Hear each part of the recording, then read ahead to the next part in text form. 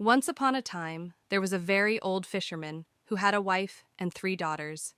They were so poor that they barely had enough food each day. This fisherman would cast his net into the water 4 times a day. One day, while the moon was still in the sky and dawn had yet to break, the fisherman went beyond the edge of the city to the seashore. He waded into the water, cast his net, and waited for it to sink. He gathered the rope and began pulling the net, but it grew heavier and heavier until he could no longer pull it. So he removed his clothes, dived into the water, swam beneath the net, shook it loose, and finally dragged it to shore. The fisherman went to open the net, filled with joy. But when he did, he found only a large empty jar. Saddened after all that work, he said, "What a strange catch." The fisherman prayed to his Lord, cleaned and mended his net, spread it out to dry, then waded into the water again and cast it a second time.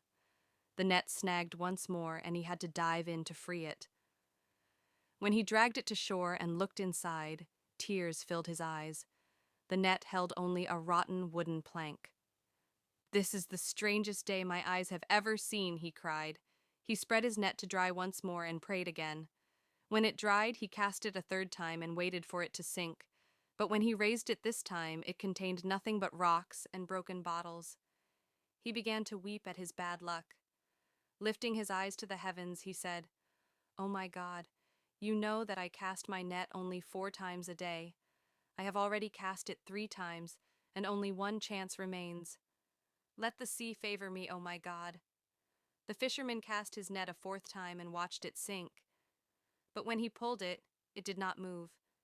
He shook it and found it snagged on the bottom.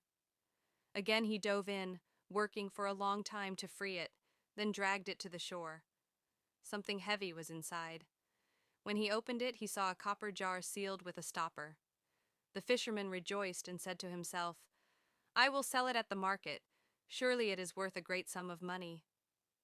He tried to lift the jar, but it was so heavy he could barely move it. He decided to remove the stopper and empty the contents. At last he pried it open with his knife, tilted the jar, and shook it, but nothing came out. He was astonished. But after a moment, a great cloud of smoke began to rise, swelling until it blotted out the daylight.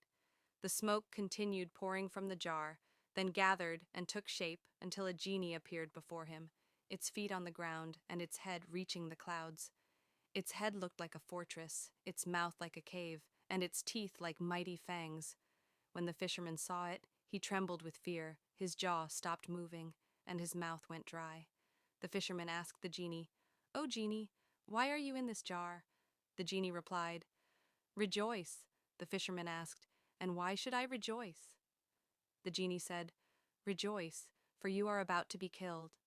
The fisherman frowned at these words and said, "Why would you want to kill me when I have returned you to this world?" The genie replied, "Make a wish." The fisherman brightened. "What shall I wish for?" he asked. The genie answered, "Tell me how you would like to die."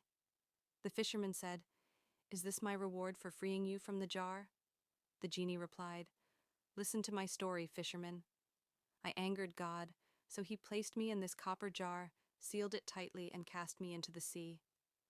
I remained there for 200 years, thinking, whoever frees me, I will make him rich. But the 200 years passed, and no one freed me. In the next 100 years I swore, whoever saves me, I will make him king and grant him 3 wishes every day. But that 100 years passed, and many more besides, and still no one freed me. At last I grew furious and muttered to myself, from now on, whoever frees me shall choose how he will die. Shortly after you came and freed me, so tell me how you would like to die." When the fisherman heard this, he said, "We belong to God, and to him we return. After all these years, and by my ill luck, I free you now. Spare me, and God will forgive you, but if you kill me, God will destroy you." The genie repeated, "Tell me how you would like to die." The fisherman realized he was about to die and wept, saying, "My children, O Lord, do not separate me from them." Then he turned to the genie again. "By God, spare me as a reward for freeing you from this jar." The genie replied, "Your death is the reward for freeing me." The fisherman thought to himself, "He is only a genie, and I am a man. I am smarter than he is." Then he said aloud, "Will you promise to answer me one question before you kill me?" The genie replied, "Ask." The fisherman said to the genie, "By God, tell me, were you truly inside this jar?" The genie swore, "By God, I was imprisoned in this jar." The fisherman said, "You lie. This jar isn't large enough to hold even one of your hands. How could it contain your whole body?" The genie asked, "Do you not believe I was inside it?" The fisherman said, "No, I do not." At once the genie shook and turned into smoke, which rose and spread over the sea and the land, then gathered and began to pour back into the jar.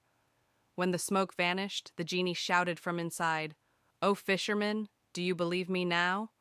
The fisherman immediately seized the stopper, sealed the jar tightly, and cried, "Now, O genie, tell me how you would like to die, for I will throw you into the sea and build a house here on the shore, warning every fisherman who passes of the genie who asks how he should kill them." The genie realized the fisherman had tricked him and said, "Fisherman, do not do this to me." "I was only joking with you." The fisherman replied, "You are the most vile and base of genies." And he began rolling the jar toward the sea. The genie cried, "No, no." But the fisherman answered, "Yes, yes." At last the genie pleaded softly, "Fisherman, if you open the jar, I will make you rich." The fisherman said, "You lie, and I will punish you by casting this jar into the bottom of the sea." The genie shouted, "Oh, fisherman, don't do it! Free me this time, and I vow never to harm or trouble you, but to make you rich." Hearing this, the fisherman made the genie swear before God that if he freed him, the genie would not harm him, but would make him wealthy. After the genie swore this oath, the fisherman opened the jar. The smoke began to rise again, and when the genie emerged, he kicked the jar far into the air until it landed in the middle of the sea. Seeing this, the fisherman was sure he would soon die, but he cried, "O genie, you swore before God. Do not betray me, or God will destroy you." The genie laughed at his words and said, "Fisherman, follow me." The fisherman followed him until they reached a mountain outside the city. They climbed to the other side and came to a forest. In the middle of the forest lay a lake surrounded by 4 hills. The fisherman gazed at the lake in amazement, for it was filled with fish of many colors. The genie told the fisherman to cast his net. He did so and pulled up 4 fish, 1 white, 1 red, 1 blue, and 1 yellow. The genie said, "Now take these fish to your city's king, and he will give you enough to make you rich. But do not fish here more than once a day." Then the genie stamped the ground, and it opened up and swallowed him whole. The fisherman did as the genie told him, selling the fish for a good sum of money. Each day he went to the mysterious lake and caught 4 fish, white, red, blue, and yellow, then sold them to the king. From that day on, not one day passed without food for his wife and children. They all lived in great happiness, and the fisherman counted the blessings that had come to him since the day he met the fearsome genie.